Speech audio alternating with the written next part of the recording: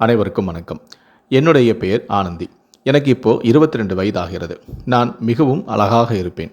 நான் கல்லூரி படிப்பை முடித்துவிட்டு வீட்டில் இருந்தேன். என்னுடன் பிறந்தவர்கள் யாரும் கிடையாது. நான் மட்டும்தான். எனது அப்பா சிறிதாக ஜவுளி கடை வைத்திருக்கிறார்.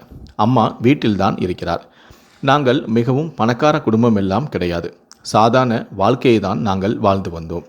என்னை நல்ல இடத்தில் திருமணம் செய்து கொடுக்க வேண்டும் என்று எனது அப்பாவிற்கும் அம்மாவிற்கும் ரொம்ப ஆசையாக இருந்தார்கள். அதே போல கல்யாண புரோக்கரிடம் எனது ஃபோட்டோவை கொடுத்து வைத்திருந்தார்கள். ஒரு நாள் புரோக்கர் எனது அப்பாவிடம் வந்து, பக்கத்து ஊரில் வசதியான ஒரு குடும்பம் உள்ளது, அங்கே ஒரு பையனும் உள்ளான், அவன் தனியார் தொழிற்சாலையில் வேலை செய்கிறான், ஆனால் அந்த ஊர் முழுவதும் அவர்களுக்கு ஏகப்பட்ட சொத்துக்கள் இருக்கிறது என்றும் கூறினார். உடனே ஆனந்தியுடைய அப்பாவும் தான் கஷ்டப்பட்டது போல தன் மகள் கஷ்டப்படக்கூடாது என்று யோசித்து பார்த்து, சரி அவர்களை பெண் பார்க்க வரச் சொல்லுங்கள் என்று புரோக்கரிடம் கூறினார். மறுநாள் மாப்பிள்ளை வீட்டிலிருந்து பெண் பார்க்க வந்தார்கள். மாப்பிள்ளையுடைய பெயர் தீபன். தீபனுக்கு அம்மா மற்றும் ஒரு தம்பி உள்ளார்கள்.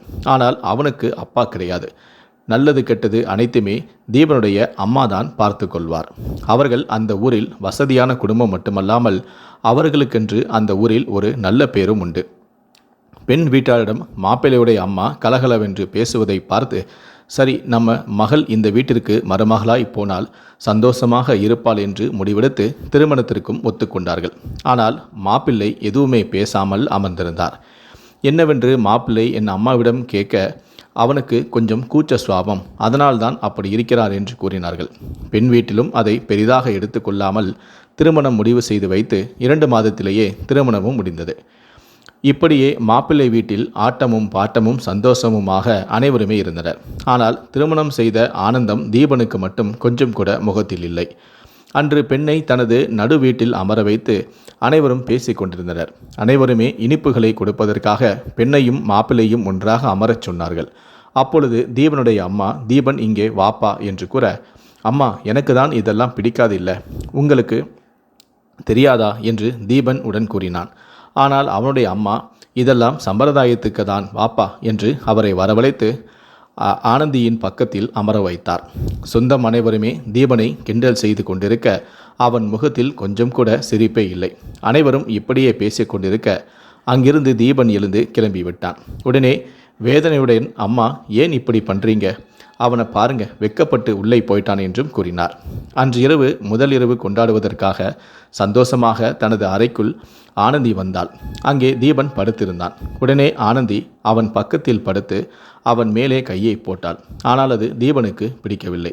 உடனே ஆனந்தியின் கையை எடுத்து விட்டான். உடனே ஆனந்தி ஏன் இப்படி செய்கிறீர்கள் என்று யோசித்துவிட்டு, சரி ஒருவேளை களைப்பாக இருப்பார்கள் என்று அவளும் தூங்கிவிட்டாள். மறுநாள் அனிதா எழுவதற்குள் தீபன் எழுந்து எங்கேயோ சென்று விட்டான். ஆனந்தி அறையிலிருந்து வெளியே வந்தாள். அப்பொழுது அவளுடைய மாமியார் வீட்டை சுத்தம் செய்து கொண்டிருக்க, உடனே ஆனந்தி, ஏன் அத்தை இதெல்லாம் நீங்கள் பண்ணுறீங்க, என்கிட்ட சொல்லியிருந்தா நானே எல்லா வேலையும் செஞ்சிருப்பேனே என்றும் கூறினாள். உடனே ஆனந்தியின் அத்தை, நீ வந்து இன்னும் ஒரு நாள் கூட ஆகலை, உனக்கு எதுக்கு இவ்வளோ சிரமம், எப்படியும் நாளையிலிருந்து நீதானே செய்ய போற என்றார். உடனே ஆனந்தி, எதுக்கத்த நாளைக்கு இன்றிலிருந்தே செய்கிறேன் என்று வீட்டு வேலை அனைத்துமே அவளை செய்யவும் ஆரம்பித்தாள்.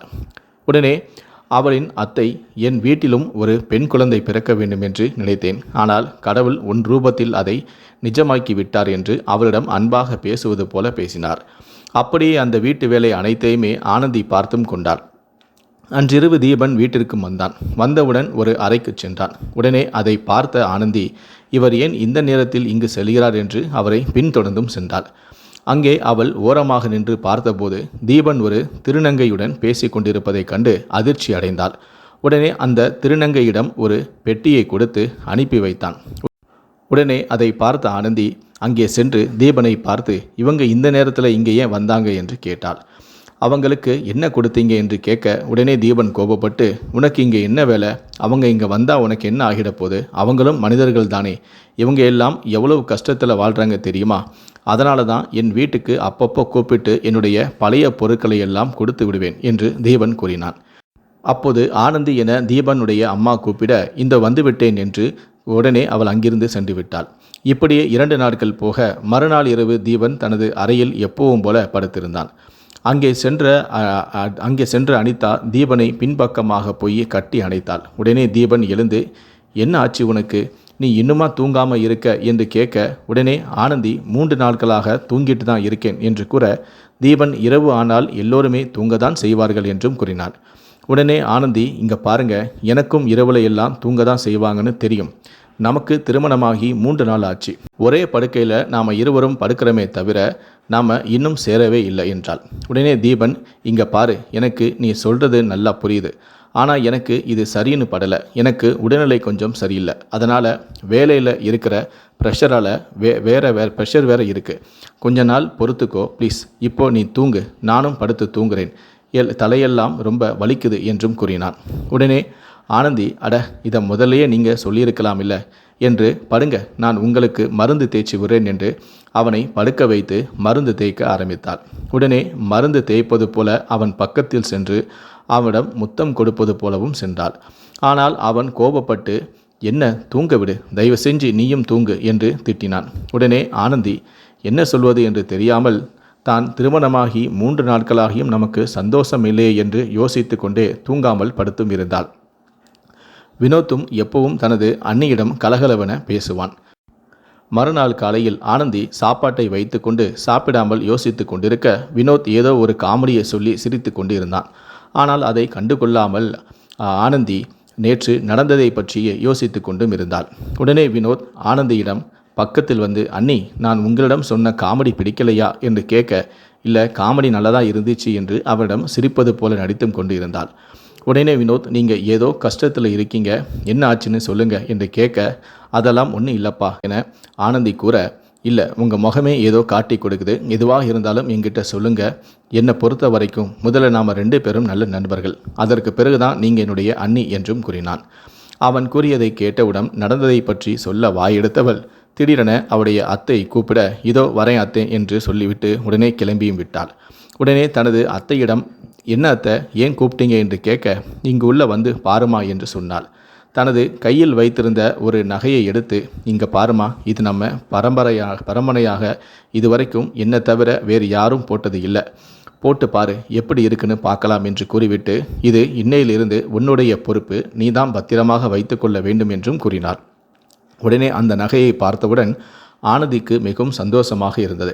அந்த நகையை போட்டு தனது அத்தையிடம் வந்து காட்டினாள். அதை பார்த்தவுடன் வினோத் ஆனந்தியை பார்த்து மெய்மறந்து போனான். உடனே வினோத், அம்மா, என் மருமகளை பார்த்து கண் வைத்து விடாதே என்றும் கூறினாள். இப்படி 3 பேருமே பேசிக்கொண்டே சிரித்து கொண்டிருக்க அங்கு தீபன் வந்தான். உடனே பாப்பா தீபன் என்று தீபனுடைய அம்மா கூப்பிட, இங்கு பாரு, உன் மனைவி நம்ம பரம்பரை நகையை அணிந்திருக்கா என்று கூற, தீபன் அதை கண்டு கொள்ளவே இல்லை. தனது அம்மாவிடம், எனக்கு ஒரு முக்கியமான மீட்டிங் இருக்கு, நான் போயிட்டு காலையில் வந்துடுறேன் என்று கூறிவிட்டு சென்றான். உடனே ஆனந்தியிடம், நான் சொன்னால் இவன் இங்கே கேட்கவே மாட்டேங்கிறான், நீ போய் அவனிடம் சொல் என்று அவனுடைய அத்தை கூறினாள். உடனே ஆனந்தியும் தீபனிடம் போய், நீங்கள் என் கூட இருப்பதை விட உங்களுடைய நண்பர்கள் கூட தான் அதிகம் நேரம் இருக்கீங்க என்று என் கூடையும் கொஞ்சம் நேரம் ஒதுக்குங்களே என்றும் கூறினாள். நான் ஒரு முக்கியமான மீட்டிங்காக வெளியில் போகிறேன் என்று கூறிவிட்டு அவன் தனது வண்டியை எடுத்தான். உடனே அவனுடைய கையில் தன் கையை ஆனந்தி வைக்க, தீபன் கோபப்பட்டு, ஏய், நீ என்ன பண்ணுற, நான் தான் போயிட்டு காலையில் வந்துடுறேன்னு சொன்னேன்ல என்று அவளை திட்டிவிட்டு அங்கிருந்து உடனடியாக சென்று விட்டான். உடனே ஆனந்தி கண் கலங்கியபடி நின்று கொண்டிருக்க, பின்னால் அந்த வினோத், அண்ணி ஏதாவது பிரச்சனையா என்று கேட்க, அதெல்லாம் ஒன்றுமில்லை, ஏதோ ஒரு முக்கியமான வேலையாக செல்கிறார், வந்து விடுவார் என்று சொல்லிவிட்டு நான் போய் சமைக்கிறேன் என்று கிளம்பிவிட்டாள். திருமண வாழ்க்கை என்பது இருவரையும் இணைக்கக்கூடிய ஒன்று. ஆனால் தீபன் ஆனந்தியிடமிருந்து விலகியே இருக்கிறார். மாமியார் மனதில் இடம் பிடித்த அனிதாவால் தன் கணவனான தீபன் மனதில் மட்டும் இடம் பிடிக்க முடியவில்லை. அதற்கு காரணம் தீபனுடைய கூச்ச சாபத்தினாலேயோ இல்லை, அவருக்கு வேறு ஏதேனும் பிரச்சனையா என்று தெரியாமல் ஆனந்தி யோசித்து கொண்டே இருந்தார். இப்படியே யோசித்து கொண்டு தனது அறையில் தனியாக படுத்திருக்க, வெளியே யாரோ சலங்கை கொலுசு போட்டு நடந்து செல்வது போல இருந்தது. உடனே வெளியே போய் யார் என்று பார்க்க அங்கு யாருமே இல்லை. அவளும் பயந்து போய் நின்று கொண்டிருந்தாள். ஒரு அறையிலிருந்து சத்தம் வருவதை கேட்டு அந்த அறையை தட்டி யார் என்று கேட்க, அங்கே வந்த அவருடைய அத்தை, என்னமாச்சி, நீ ஏன் இங்கே நிற்கிற என்று கேட்டாள். உடனே ஆனந்தி, அத்தை, இங்கே யாரோ இருக்காங்க என்று கூற, உடனே அவர், இது என்னுடைய மாமியாருடைய அத்தை, அவங்க இங்கே ஆவியாக சுற்றிக்கிட்டு இருக்காங்க, அவங்க நம்மளை எதுவும் பண்ண மாட்டாங்க, இரவில் இப்படி தான் இரவில் இப்படி தான் அடிக்கடி இந்த சத்தம் கேட்கும், நீ எதுவும் பயப்படாத என்று அவளை மழுப்பியது போல பேசி அனுப்பியும் விட்டாள். மறுநாள் காலையில் தன் கணவன் வந்தவுடன், தீபன் நேற்று என்ன நடந்தது என்று உங்களுக்கு தெரியுமா என்று கூற, தீபன் அம்மா சொன்னாங்க, நல்ல வேளை உனக்கு தெரிஞ்சிருச்சு, இனிமே நீ பார்த்து இருந்துக்கோ என்று அவனும் கூறினான். உடனே ஆனந்தி, தீபன் உங்ககிட்ட ஒரு முக்கியமான விஷயம் பேசணும் என்றாள். தீபன் என்னவென்று சொல்லு என்று கூற, நீங்கள் ஏன் என்னை விட்டு விலகியே போறீங்க, என் மேலே ஏதாவது கோபமா என்று கேட்க, தீபன் அதெல்லாம் ஒன்றுமில்லை என்று கூறிவிட்டான். நாம் இருவருக்கும் திருமணமாகி 5 நாட்கள் ஆகிவிட்டது, ஆனால் என் பக்கத்தில் கூட உட்கார்ந்து நீங்கள் பேசியதே கிடையாது என்றாள். தீபனும் அதற்கு எதுவுமே பதில் சொல்லவும் இல்லை. உடனே அங்கே ஒரு திருநங்கை வர, அதை பார்த்து ஆனந்தி, ஏன் இங்கே அவங்க திரும்பவும் வந்துக்கிட்டே இருக்காங்க என்று கூற, தீபன், நான் தான் வர சொன்னேன் என்றான். ஆனந்தி, ஏன் இவங்களை அடிக்கடி வீட்டுக்கு கூப்பிட்டு இருக்கீங்க என்றான். தீபன், முக்கியமான வேலை இருக்கு, அதனால தான் கூப்பிட்டேன், நீ ஏன் அதெல்லாம் கேட்குற, நீ உள்ளப்போ என்று அவளை மிரட்டி அனுப்பியும் விட்டான். தன் வாழ்க்கையை பற்றி நினைத்து கொண்டே சமையலறையில் நின்று ஆனந்தி யோசித்து கொண்டே சமைத்து கொண்டிருந்தாள். அப்பொழுது சமையல் என்ன ஆச்சு என்று கூட கவனிக்காமல் யோசித்து கொண்டிருக்க, உடனே அங்கு ஆனந்தியுடைய அத்தை வந்து, என்னம்மா ஆச்சு என்று கேட்டார். உடனே அவர், உனக்கு என்னம்மா, உடம்பு எதுவும் சரியில்லையா, ஏன் ஒரு மாதிரி இருக்க, எங்கிட்ட ஏதாவது இருந்தாலும் சொல்லு, உனக்கும் தீபனுக்கும் ஏதும் சண்டையா என்று கேட்க, சண்டை இருந்தாலும் பரவாயில்லை அத்தை, ஆனால் எங்களுக்கு திருமணம் முடிந்து இத்தனை நாள் ஆச்சு, ஆனால் எங்களுக்குள்ள கணவன் மனைவி என்ற உறவே இல்லை என்று கூற, ஆனந்தியின் அத்தை, இந்த விஷயத்தை ஏமா என்கிட்ட முன்னாடியே சொல்லலை என்று கேட்க, இந்த விஷயத்தை பற்றி நான் உங்ககிட்ட சொல்லணும்னு தான் நினைத்தேன், ஆனால் இதை எப்படி உங்ககிட்ட சொல்றதுன்னு தெரியல அத்தை என்றும் கூறினாள். உடனே ஆனந்தியின் அத்தை, என்னம்மா சொல்கிறது, இந்த பையனுக்கு ரொம்ப கூச்ச சாபம், என்னையே நீ நம்பு, எல்லாத்தையும் நான் சரி பண்ணுறேன் என்று அவளுக்கு ஆறுதல் சொன்னாள். அந்த ஆறுதலை கேட்டு ஆனந்திக்கு சந்தோஷப்பட்டாள். அன்றிரவு ஆனந்தி தூங்கி கொண்டிருக்க, பக்கத்தில் ஒருவர் படுத்து ஆனந்தியை தொட்டு கொண்டிருக்க, உடனே ஆனந்தி, தீபன் என்று நினைத்து, என்ன ஆச்சு, இன்னைக்கு நீங்கள் வேலைக்கு போயிட்டு கொஞ்ச நேரம் கழித்து தானே வருவேன்னு சொன்னீங்க, ஆனால் சீக்கிரமாகவே வந்துட்டீங்களே என்று சந்தோஷத்துடன் திரும்பி பார்க்க, அங்கே தீபனுக்கு பதிலாக வினோத் படுத்திருப்பதை பார்த்து அதிர்ச்சி அடைந்தாள். உடனே அதிர்ச்சி அடைந்த ஆனந்தி, நீ எப்படி என் ரூமுக்கு வந்து படுத்திருக்க, முதல்ல வெளியே எந்திரிச்சு போ, இல்லைனா நான் அத்தையை கூப்பிடுவேன் என்று கத்தினாள். உடனே வினோத், இல்லை அண்ணி, அம்மா தான் உங்களுக்கும் அண்ணனுக்கும் இடையில் சரியான உறவு நடக்கிறன்னு சொன்னாங்க என்றான். அதுக்குன்னு நீ இப்படி பண்ணுவியா, முதல்ல இங்கேருந்து எந்திரிச்சு போ என்று கத்தினாள். உடனே வினோத்தும் அங்கிருந்து கிளம்பி விட்டான். உடனே தீபனுக்கு கால் செய்தாள். ஆனால் தீபன் காலை எடுக்கவே இல்லை. எப்பொழுதுமே அடிக்கடி அவன் அந்த தனி அறையில்தான் இருப்பான். அந்த அறையில் ஆனந்தி போய் பார்க்க, அங்கு ஒரு திருநங்கையுடன் பேசி கொண்டிருந்தான். இந்த திருநங்கைக்கு ஒரு போதை மருந்தை கொடுத்து, தீபன் இங்கே இருந்து இதை கொண்டு போய் என்றும் கூறினான். இதை பார்த்த ஆனந்தி, ஓ, அப்போ இங்கே இந்த வேலை தான் நடக்குதா என்று கூற, உடனே தீபன், உனக்கு என்ன இங்கே வேலை என்றும் கேட்டான். உடனே ஆனந்தி, நீங்கள் இங்கே போதை மருந்து கடத்தல் பண்ணிக்கிட்டு இருக்கீங்க, ஆனால் உங்கள் தம்பி எங்கிட்ட தப்பாக நடக்க முயற்சி பண்ணான் என்று கூற, பரவாயில்ல, அதனால் என்ன, உனக்கு என்ன தேவையோ இது கிடைக்குதா இல்லையா, அது நானாக இருந்தால் என்ன, என் தம்பியாக இருந்தால் என்ன தப்பு இருக்குது என்று தீபன் கூறினான். உடனே ஆனந்தி, உங்கள் மனைவி கிட்ட உங்கள் தம்பி தப்பாக நடக்கிறாரு, இதில் உங்களுக்கு பிரச்சனை இல்லையா என்று கூற, பின்னால் இருந்து இது நான் எடுத்த முடிவுதான் என்று தீபனுடைய அம்மாவும் கூறினார். உடனே அதிர்ச்சி அடைந்த ஆனந்தி தனது மாமியாரை பார்க்க, ஆனந்தியின் பக்கத்தில் வந்த மாமியார், வினோத் உங்கிட்ட என்ன செய்தானோ அதையெல்லாம் நான் சொல்லிதான் செய்தான் என்று அவளிடம் கூறினாள். இதை கேட்டு ஆனந்தி அதிர்ச்சி அடைந்தாள். அவள், உனக்கு மைத்துனர் தானே, மைத்துனருக்கு அர்த்தம் இன்னொரு கணவன் என்றும் கூறினார். உடனே ஆனந்தி, அடச்ச, இதெல்லாம் ஒரு குடும்பமா, நான் தீபனை தான் திருமணம் செய்து கொண்டேன், ஆனால் இங்கே என்ன நடக்குது, எனக்கு ஒன்றுமே புரியலை என்றாள். உடனே, மருமகளே, இங்கே சத்தமாக பேசக்கூடாது, இது எங்களுடைய வீடு, இங்கு நான் என்ன சொல்கிறேனோ அதுதான் நடக்கும், இந்த வீட்டில் நீ இருக்கணும்னா நான் சொல்கிற மாதிரி தான் நடந்துக்கணும், புரியுதா என்றார். உடனே ஆனந்தி, அப்போ சரி, இந்த வீட்டில் நீங்களே இருந்துக்கங்க, நான் எங்கள் அம்மா வீட்டுக்கு கிளம்புறேன் என்றார். உடனே அவளுடைய மாமியார், இந்த வீட்டுடைய பிரச்சனை இந்த வீட்டுக்குள்ளே தான் இருக்கணும், வெளியில் போகக்கூடாது என்றார். உடனே, உங்கள் வீட்டு பிரச்சனையை நீங்கள் பார்த்துக்கங்க, நான் எங்கள் அம்மா வீட்டுக்கு போகிறேன் என்று ஆனந்தி கிளம்பினாள். உடனே அவளுடைய மாமியார் ஆனந்தியை அடித்து துன்புறுத்தி ஒரு அறைக்குள் போட்டு பூட்டிவிட்டாள். ஆனந்தி எவ்வளவோ அழுதும் கெஞ்சியும் பார்த்தாலும் அவளை விடவில்லை. உடனே வினோத்தை கூப்பிட்டு, ஆனந்தி ஒத்துக்கொள்வாளோ இல்லையோ, ஆனால் நீ இன்றே அவளுடன் முதலிரவை முடித்தே ஆக வேண்டும் என்று கூறினாள். உடனே வினோத்தும் சரி என்று சொல்லிவிட்டு அந்த அறைக்குள் சென்றான். ஆனந்தி அறையின் உள்ளே அமர்ந்து அழுது கொண்டிருந்தாள். அங்கு சென்ற வினோத் அவளுக்கு பக்கத்தில் செல்ல, ஆனந்தியும் இது தப்பு, நீங்கள் எங்கிட்ட எப்படியெல்லாம் நடந்துக்கக்கூடாது, நீங்கள் நான் சொல்கிறத கேளுங்க என்று அழுதபடியே கெஞ்சினாள்.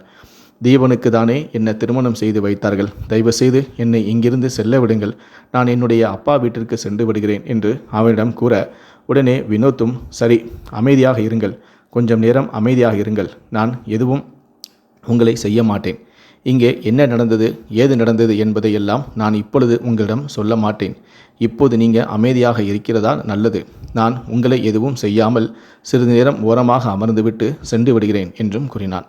அதே போலவே சிறிது நேரம் கழித்து வினோத் வெளியே வந்தான்.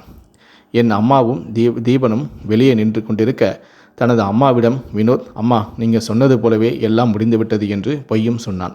இதை கேட்டவுடன் சந்தோஷப்பட்ட வினோத்தின் அம்மா தீபனிடம், நம்ம போட்ட பிளான் தோல்வியடைய வாய்ப்பே இல்லை, நம்ம போட்ட பிளான் வெற்றி அடைஞ்சிருச்சு என்று கூற, அதனை கேட்டவுடன் தீபனும் சந்தோஷம் அடைந்தான். இப்படியே அடிக்கடி வினோத்துடைய அம்மா வினோத்தை அவளுடன் தனிமையில் இருக்க இரு என்று அனுப்பி வைப்பார். ஆனால் அவனோ தனது அண்ணியை எதுவும் செய்யாமல் எப்போதும் போல அமர்ந்துவிட்டு வந்தும் விடுவான்.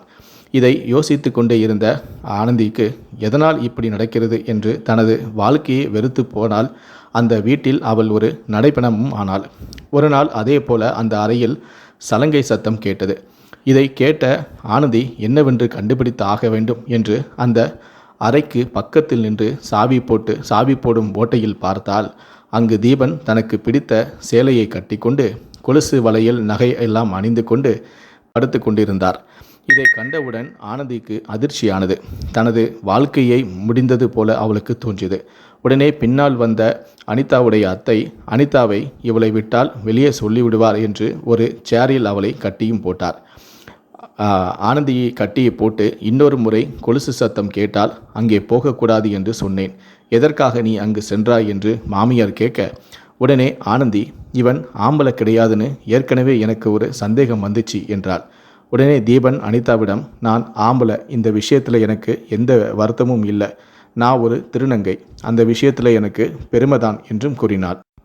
உடனே அனிதா, பெருமையாக இருந்தால் அப்புறம் எதற்காக என்னை திருமணம் செய்தாய் என்று கூற, உடனே ஆனந்தியின் மாமியார், அந்த முடிவை நான் தான் எடுத்தேன், எங்களுடைய பரம்பரையில் எங்களது குடும்பத்திற்கு என்று ஒரு மரியாதை உள்ளது, அதோடு இல்லாமல் என் மகன் பெயரில் ஒரு களங்கம் ஏற்பட நான் விடவே மாட்டேன் என்றார். உடனே ஆனந்தி கோபப்பட்டு, உங்களுடைய மரியாதையை தூக்கி குப்பையில் போடுங்கள், உங்கள் மானத்தை காப்பாற்ற எதற்கு என் வாழ்க்கையை அழிச்சிட்டீங்க என்றும் கேட்டாள். உடனே அவருடைய மாமியார், என் வாழ்க்கையை நாங்கள் எங்கே நாசம் பண்ணோம், இவ்வளவு சொத்து இருக்கு, இதில் நீ ராணி மாதிரியே வாழலாம், வினோத் நீ கணவனாக நினைத்துக்கொள், எங்களுக்கு ஒரு குழந்தையை பெற்று கொடுத்து விடு, அந்த குழந்தைக்கு தீபன்தான் அப்பா என்று நான் சொல்லி விடுகிறேன், அதற்கு பிறகு எல்லாம் சரியாகிவிடும், என்னோட பேச்சை கேளு, அதன் பிறகு உனக்கும் பிரச்சனை இல்லை, எங்களுக்கும் பிரச்சனை இல்லை, என்னுடைய பேச்சை கேளு என்றும் கூறினார். உடனே ஆனந்தி, போதும் இதோடு நிறுத்துங்கள், என்னால் இப்படியெல்லாம் பண்ண முடியாது என்று அடம் பிடித்தாள். உடனே ஆனந்தி, மாமியார் இவளை கட்டி போட்டாதான் இவ நம்ம வழிக்கு வருவா என்று ஒரு சேரில் மீண்டும் அவளை கட்டி போட்டார். உடனே வெளியில் யாரோ வருவது போல இருந்தது. தீபனுடைய அம்மா யார் என்று பார்க்க போக ஆனந்தியுடைய அப்பா அங்கே வந்திருந்தார். உடனே அவரும் என்ன சொல்வது என்று தெரியாமல், நீங்கள் எப்போ இங்கே வந்தீங்க என்று கேட்க, இல்லை ஆனந்தி எனக்கு கால் செய்து இங்கே இருந்து என்னை வந்து கூட்டிட்டு போங்க என்று சொன்னால், அதற்கு தான் என்ன ஆச்சு என்று பார்க்க வந்தேன் என்றும் கூறினார். உடனே தீபனுடைய அம்மா, சரி ஏன் வெளியே நிற்கிறீங்க, உள்ளே வாங்க என்று கூப்பிட்டு போய் உட்கார வைத்துவிட்டு உள்ளே சென்று, தீபன், அனிதாவுடைய அப்பா வந்திருக்காரு, அனிதாவை வர சொல்லு என்று அங்கிருந்து கூப்பிட்டார். உடனே தீபன் ஆனந்தியுடைய அப்பாவை போய் சந்தித்து விட்டு, இதோ உங்களுடைய மகளை கூப்பிட்டு வரேன் என்று சொல்லிவிட்டு ஆனந்தியிடம் சென்று, உன் அப்பா இங்கே வந்து இருக்கிறார், இதை பற்றி ஏதாவது நீ அவரிடம் சொன்னால் உன்னையும் அவரையுமே கொன்று விடுவோம் எனவும் மிரட்டினான். உடனே ஆனந்தி கட்டை அவிழ்த்துவிட வந்து தனது அப்பாவை கட்டி பிடித்து அழுது கொண்டிருந்தாள். உடனே அவரும் என்னமாச்சு என்று கேட்க, ஒன்றுமில்லப்பா, நான் நல்லா தான் இருக்கேன், உங்கள் ஞாபகமாக இருந்துச்சு, அதனால தான் வர சொன்னேன் என்றும் கூறினாள். உடனே தீபனிடம், மாப்பிள, அவ எங்களுடன் இருந்தால் இப்பொழுது கொஞ்சம் அழுகிறாள், போக போக சரியாகிவிடும், அவளை பத்திரமாக பார்த்து கொள்ளுங்கள் என்று கூறிவிட்டு அங்கிருந்து ஆனந்துடைய அப்பா சென்று விட்டார். அவர் போனதும் அப்பா என்று அழுது கொண்டே ஆனந்தி வாசல் வரை வந்தாள். உடனே தீபன் அவளை பிடித்து, இதுபோல் நாடகமெல்லாம் இங்கே நடக்காது என்று அவளை திட்டிக் கொண்டிருக்க, உடனே அந்த சமயம் பார்த்து ஆனந்துடைய அப்பா அங்கு மீண்டும் வந்தார். உடனே தீபனை பார்த்து ஆனந்தியுடைய அப்பா அங்கே வந்து ஓங்கி அறைந்தார். நான் என்னுடைய பொண்ணுக்கு இப்படியெல்லாம் நடந்து கொள்ளாது என்று புரிய வைக்க தான் நான் மீண்டும் வந்தேன். ஆனால் இங்கே நடக்கிறது எல்லாத்தையும் நீ எனக்கு புரிய வச்சிட்ட என்றும் கூறினார். நான் உன்னை சும்மா விடமாட்டேன், ஞாபகம் வச்சுக்கோ என்று ஆனந்தியுடைய அப்பா கூற, நீ இங்கிருந்து வெளியே போனாதானே என்னை ஏதாவது செய்ய முடியும் என்று அவரையும் பிடித்து இருவரையுமே ஒன்றாக கட்டியும் வைத்தனர். இவர்கள் செய்வதை ஏற்றுக்கொள்ள முடியாமல் தானும் துணை போவதை நினைத்து மனம் வருந்திய வினோத் என்ன செய்வது என்று யோசித்துவிட்டு வெளியே சென்று போலீஸுக்கு கால் செய்து விட்டான். இவர்களை விட்டால் வெளியே போய் நம் கௌரவத்தை நாசமாக்கி விடுவார்கள், இவரை கொன்றுவிடு என்று தீபனிடம் அவருடைய அம்மா அந்த சமயத்தில் கூறியிருந்தார். தீபனும் திருநங்கையாக மாறி அவர்களை கத்தியால் குத்த முயற்சி செய்தபோதுதான் உடனே அங்கு வந்த காவலர்கள் அதனை தடுத்து நிறுத்தி அங்கு உள்ள அம்மா மற்றும் தீபன், வினோத் ஆகியோரை கைதும் செய்தனர். அம்மா தன் பையன் குற்றம் செய்து இருக்கிறான் என்று தெரிந்தும் அதனை மறைப்பதற்கு அடுத்தவர்கள் உயிரை எடுக்கக்கூட தயாராக உள்ளார். ஆனந்தி கடைசி நிமிடம் வரை தனது சுய மரியாதையும் கற்பையும் விட்டு கொடுக்கவில்லை. பெண்கள் ஒரு வம்சத்தை வளர்க்கும் கருவியாகத்தான் அனைவரும் பார்க்கிறார்கள். ஆண்களைப் போலவே பெண்களுக்கும் சம பங்கு உண்டு. ஒரு பெண்ணுக்கு திருமணம் செய்வதற்கு முன்பு மாப்பிள்ளை பற்றியோ அவரது குடும்பத்தை பற்றியோ நன்றாக விசாரித்து திருமணம் செய்து வையுங்கள். ஏனென்றால் அது உங்கள் பொண்ணுடைய வாழ்க்கை சம்பந்தப்பட்டது.